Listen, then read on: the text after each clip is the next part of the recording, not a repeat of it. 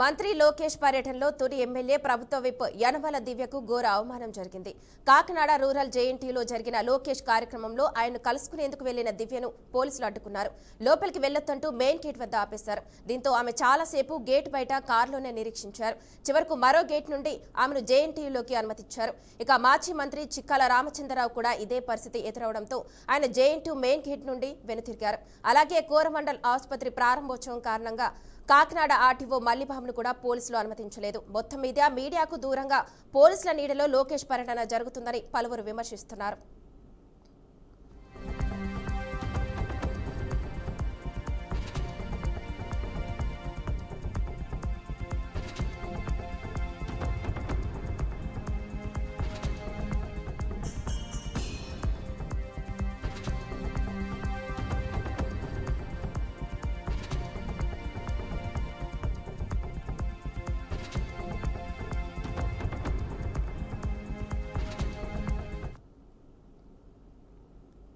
మేడ్చల్ జిల్లా Cherlapally Ghatkesar railway station మధ్య MMTS down line లో విషాద ఘటన చోటు చేసుకుంది.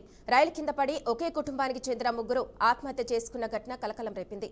ఘటనపై తెల్లవారుజామున సుమారు 2 గంటల 30 నిమిషాల సమయంలో చెర్లపల్లి సెక్షన్ పరిధిలోని గూడ్స్ రైలు లోకో పైలట్ వాకిటాకి ద్వారా సమాచారం అందించారు. సమాచారం అందుకున్న వెంటనే ఏఎస్ఐపీఎఫ్ జీఆర్పీ సిబ్బంది ఘటనా స్థలానికి చేరుకుని పరిశీలించారు. రైల్వే పట్టాల మధ్యలో 3 మృతదేహాలు పడినట్లు గుర్తించారు. ఇక ఈ ఘటనపై కేసు నమోదు చేసుకున్న పోలీసులు ఆత్మహత్య ఘటనగా భావిస్తున్నారు. మృతులను బోడుప్పల్ హరితవర్ణం కాలనీకి చెందిన సురేందర్ రెడ్డి, విజయ, చేతన్ రెడ్డిగా గుర్తించారు. మృతుల వద్ద ఎలాంటి రైల్వే ప్రయాణ టికెట్లు లేకపోవడంతో పాటు విలువైన వస్తువులు కూడా లభించలేదని బీఆర్పీ పోలీసులు తెలిపారు. మృతదేహాలను పోస్టుమార్టం నిమిత్తం గాంధీ హాస్పిటల్కి తరలించారు.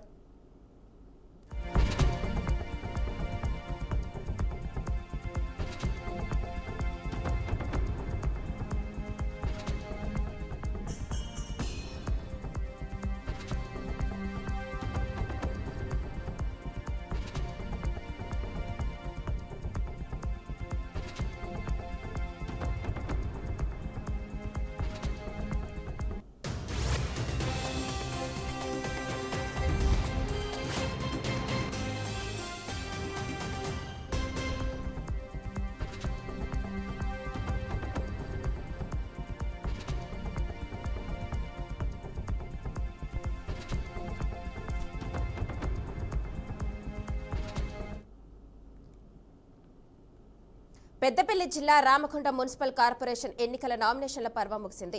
కార్పొరేషన్ పరిధిలోని మొత్తం 60 డివిజన్లకు గడువు ముగిసే సమయానికి రికార్డు స్థాయిలో 706 నామినేషన్లు దాఖలైనట్లు ఎన్నికల అధికారులు వెల్లడించారు.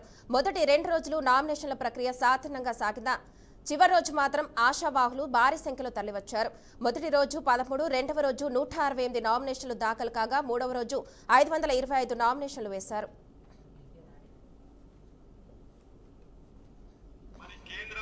బీజేపీ ప్రభుత్వం ఉన్నప్పటికీ అక్కడ మొత్తాన్ని దాదాపు అక్కడి నుండి 500 కోట్లు మన కేసీఆర్ గారు ముఖ్యమంత్రి ఉంటే ఈ రాష్ట్రం నుండి 500 కోట్లు పెట్టి ఇలా 1000 కోట్ల రూపాయలు పెట్టి ఇలా కరీంనగర్ లో స్మార్ట్ సిటీ చేస్తాం.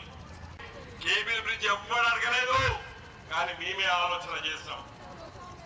ఎందుకంటే ఇక్కడ ఒక రోజు ఈ బ్రిడ్జ్ అవుతుంటే నేను కిందికి పోతే గంట సేపు లారీలు వచ్చే ఆగినాయి. కరీంనగర్ పోవడానికి మరి ఒకటే బ్రిడ్జ్ ఉంటే బాగుండదని చెప్పి ఆ రోజు ఆలోచన చేసి కేబుల్ బ్రిడ్జ్ తీసుకురావడం. ఇంటికి వస్తే అయ్యా పడేలా అంటే ఏం ఏమో వచ్చినవని వాకిట నిలబడతాడు. ఫోన్ కొడితే బిడ్డ అంటే అవ్వ నేనున్నాను నీ వాకిట నిలబడతాడు ఈ కొడుకు.